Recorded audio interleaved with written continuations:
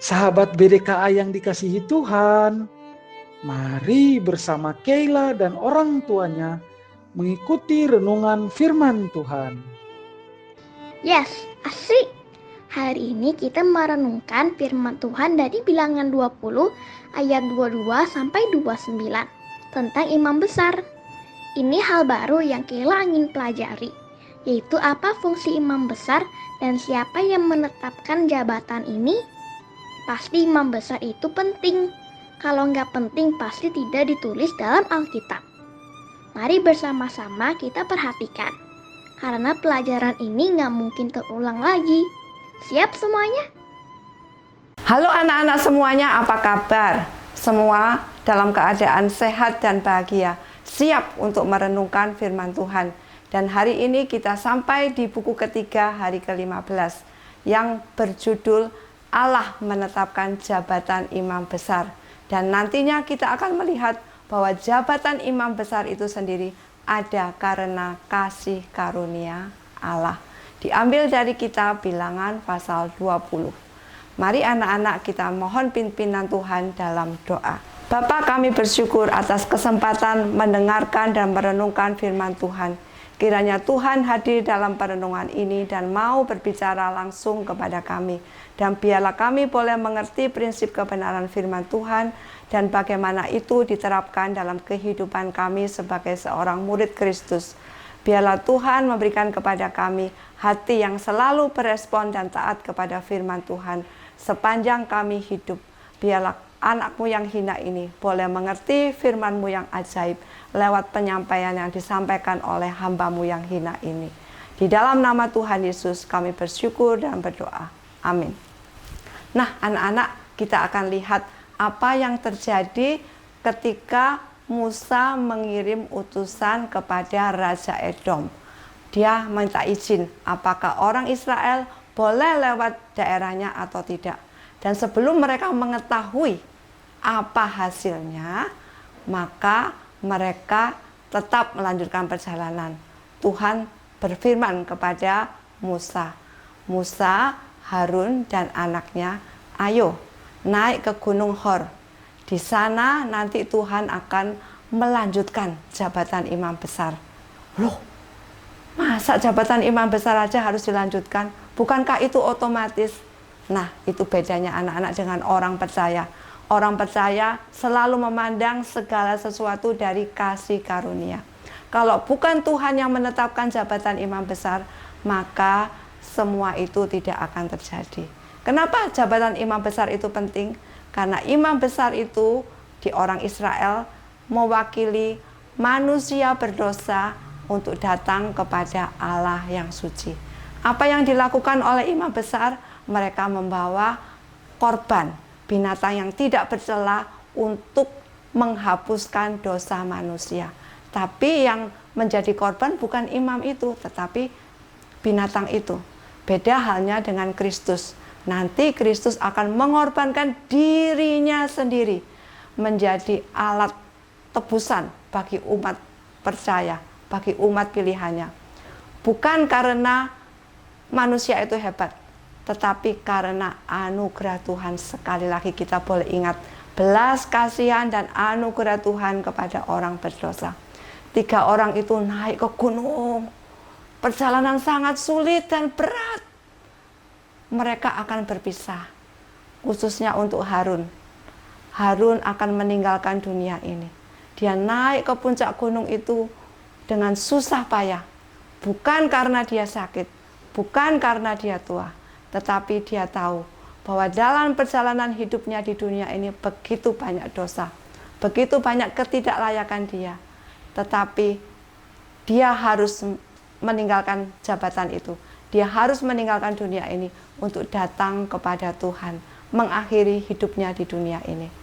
Dan Musa disuruh Tuhan untuk menanggalkan pakaian keimaman dari Harun dan dikenakan kepada anaknya, yaitu yang bernama Eliezer. Eliezer ditunjuk untuk menggantikan ayahnya menjadi imam. Nah, anak-anak semua, kita akan semakin kagum kenapa Tuhan begitu memperhatikan orang Israel. Kenapa tetap ada posisi imam? Seharusnya Musa dan Harun sudah membuat kesalahan di Meribah. Masih ingatkah kamu apa yang terjadi di Meribah? Musa dan Harun berbuat dosa ketika orang Israel minta air. Kita akan melihat sekali lagi anugerah demi anugerah diberikan Tuhan. Sebagai simbol pakaian imam itu dilepaskan, Tuhan berarti tetap melanjutkan jabatan imam besar itu. Jabatan ini bukan sesuatu yang diperoleh secara otomatis. Sesuatu yang tidak layak kalau diberikan kepada kita itu adalah anugerah. Kalau misalnya kita di sekolah berbuat kesalahan, habis mencuri, habis mencontek, tidak mengerjakan PR, semua kesalahan kita lakukan. Harusnya kita dihukum, dikeluarkan dari sekolah itu. Tapi ternyata orang tua kita datang, dia minta ampun atas kesalahan anaknya. Akhirnya anaknya tidak jadi dikeluarkan dari sekolah, diberikan anugerah. Itu bukan karena anak itu baik, tapi semata-mata karena anugerah yang diberikan oleh guru itu.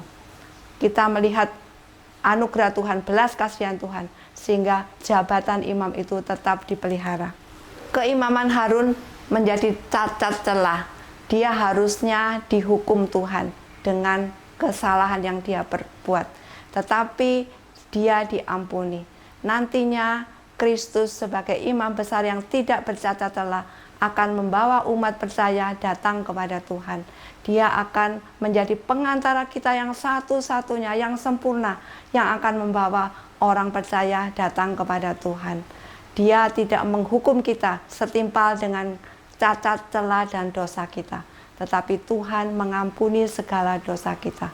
Maukah anak-anak datang kepada Tuhan yang penuh kemurahan, tetapi yang memberikan penghukuman sebagai bukti bahwa Tuhan menyayangi anak-anaknya. Mari kita bersyukur kepada Tuhan dan kita melihat sekali lagi ada double lagi anugerah Tuhan.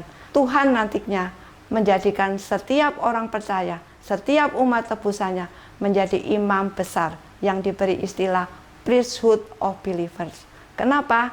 Karena setiap orang percaya bisa berdamai langsung dengan Allah dan bisa membawa orang lain berdamai dengan Allah. Akhirnya semua orang diberikan anugerah oleh Tuhan. Bukan berarti semua orang yang sembarangan, tapi semua orang yang percaya kepada Tuhan, yang diberikan anugerah kepada Tuhan, boleh menikmati persekutuan yang indah bersama dengan Tuhan, hanya karena kasih karunia-Nya saja. Mari anak-anak kita bersyukur kepada Tuhan, karena Kristus adalah imam besar yang sejati, yang menyerahkan nyawanya, memberikan darahnya, menjadi tebusan untuk semua orang percaya. Bukan hanya kepada orang yang menjadi sahabat Kristus, bahkan musuh-musuh Kristus, Dia mengampuni dosa mereka yang mau percaya kepadanya. Mari kita berdoa. Kami bersyukur kepadamu Tuhan, karena Tuhan tidak menghakimi kami sesuai dengan cemar dan dosa kami. Seperti halnya Harun, sebagai imam dia gagal menjalankan fungsinya. Namun Tuhan mengampuni dan mengembalikan jabatan imam itu kepada anaknya Eliezer. Dan nanti akan dilanjutkan. Tuhan, kami bersyukur atas anugerah-Mu melalui Yesus yang menjadi imam besar buat kami. Memperdamaikan kami dengan Tuhan sendiri. Dan biarlah hidup kami dipenuhi dengan syukur yang tidak habis-habisnya. Dan hidup kami boleh berkenan di hadapan Tuhan. Karena kami sudah diperdamaikan dengan Allah. Amin. Kela sekarang mengerti dan sangat bersyukur. Ada imam besar.